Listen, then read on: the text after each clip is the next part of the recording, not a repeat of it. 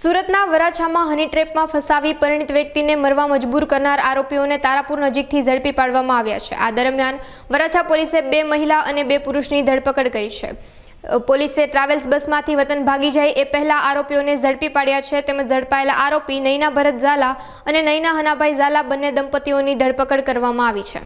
યોગેશભાઈ કેશવભાઈ જાવિયા નામના વ્યક્તિએ પોતે વરાછા મિની બજારમાં ભાતની વાડીમાં પોતાનું રેસ્ટોરન્ટ ચલાવતા હોય તેના રેસ્ટોરન્ટમાં કામ કરતા એક લેડી અને એના પતિ તેઓએ આ યુવતીએ મરણ જનારને પોતાના પ્રેમમાં ફસાવી અને ભગાડી લઈ જઈ અને તેની પાસેથી અવારનવાર પૈસા પડાવી અને 5 લાખ રૂપિયાની માગણી કરી અને એક્સટોર્શન કરવા અંગેની તેમજ આ એક્સટોર્શનની માગણી અનુસંધાને મરણ જનારે પોતે તાપી નદીમાં ઝંપલાવી અને આપઘાત કરેલો, જે બાબતે મરણ જનારના પત્નીએ વરાછા પોલીસ સ્ટેશનમાં ફરિયાદ નોંધાવેલી।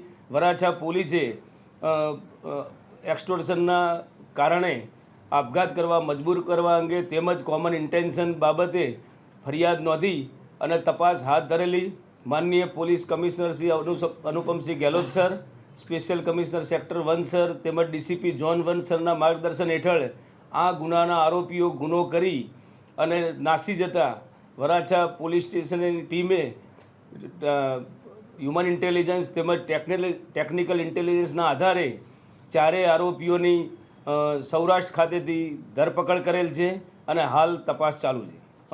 આરોપીઓ પૈકી 2 આરોપી મરણ જનારના રેસ્ટોરન્ટમાં નોકરી કરતા હતા અને છેલ્લા 1 વર્ષથી નોકરી કરતા હતા। એ દરમિયાન પરિચયમાં આવેલા એમાં મહિલા પણ તેમાં નોકરી કરતી હતી અને એ રીતે પરિચયમાં આવી અને મરણ જનારને 5 દિવસ જેટલું અગાઉ ભગાડી ગયેલી અને ત્યારબાદ પોતે હની ટ્રેપમાં ફસાવી અને પૈસાની માગણી કરતી હતી।